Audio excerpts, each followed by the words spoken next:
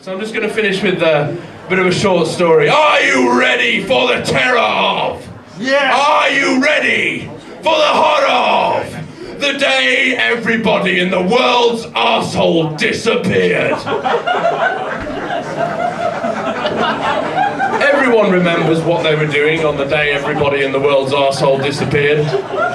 They were, in general, checking to see if their arsehole had disappeared. I found out through my role as a GP.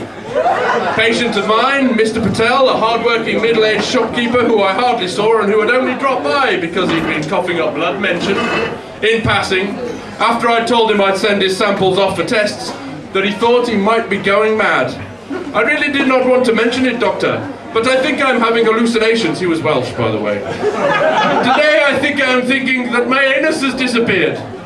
Suspecting some language difficulty, I undertook to examine Mr. Patel's posterior, expecting to diagnose a mere abscess or piles, only to find that indeed his anus had vanished.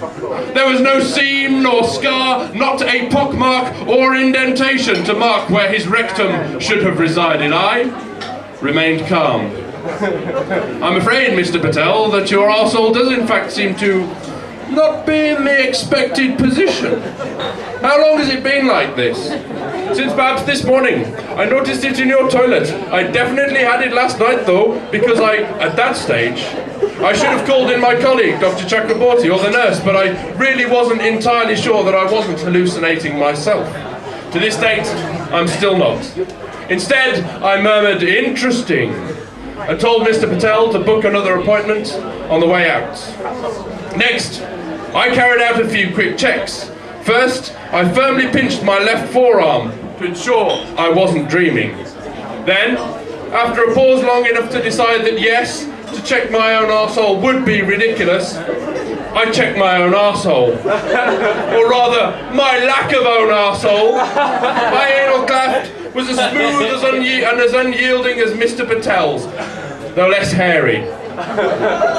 My perineum formed an unbroken valley from my scrotal sac to my lumbar region. In short, I had no arsehole. I was suddenly taken with the urge to vomit, the first time I had felt that reflex sober since my first day at med school, but kept it down. Then, the thought that from now on, vomiting might prove the only way food waste could exit my body overcame my will.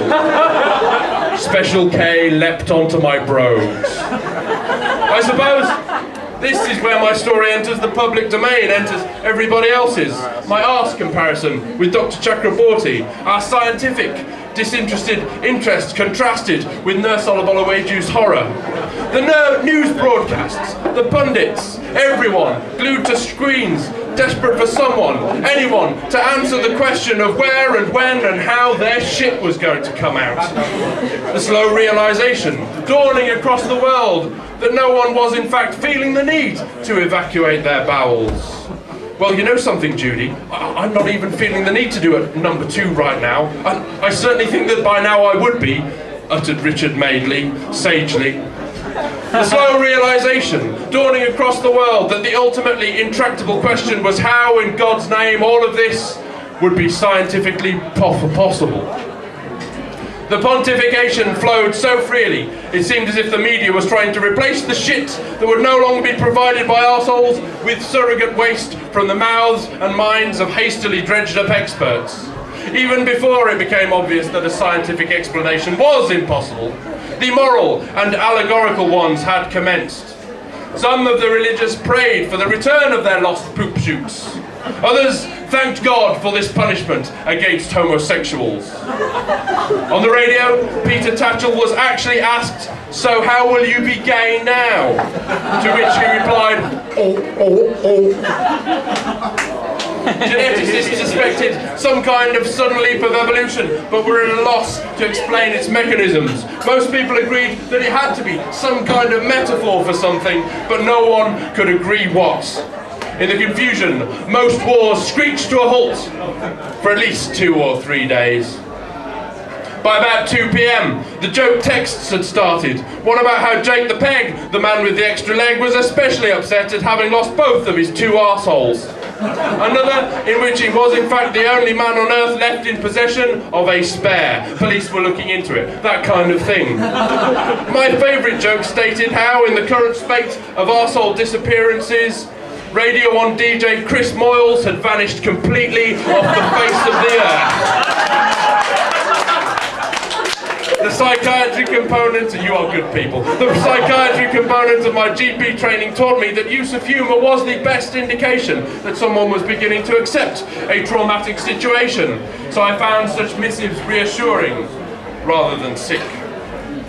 From there on in, of course, bums started to be no longer seen as such sexualised areas, and they're now mainly used just for sitting.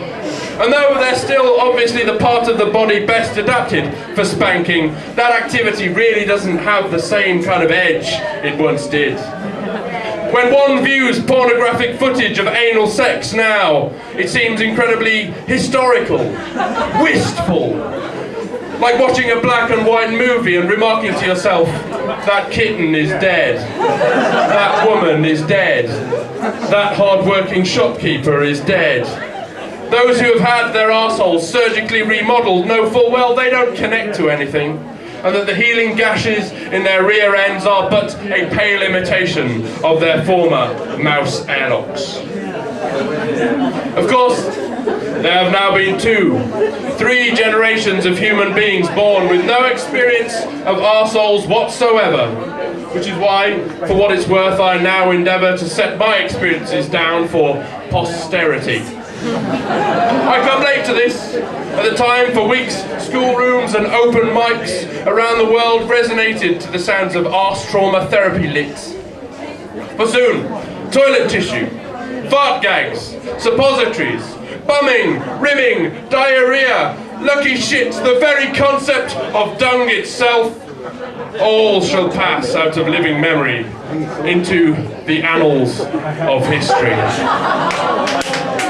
And while we lived in fear for a while, the nipples, penises, vaginas or testes might be next to disappear. Our fears have so far proved unfounded, though we must now wonder what other mucous orifices, prehensile appendages, or putative third eyes lie slothed, unmarked by paper trail or fossil record, in the dark, forgotten catacombs of human evolution. There is still much navel gazing to be done. Thank you very much, ladies and gentlemen. I've been myspace.com/Richard Tyrone Jones. We're going to get some flyers. Yeah, I'm on MySpace and Facebook as well. So come and be my friend. And to be honest, if you need me as a friend, you probably need all the friends you can get. Cheers.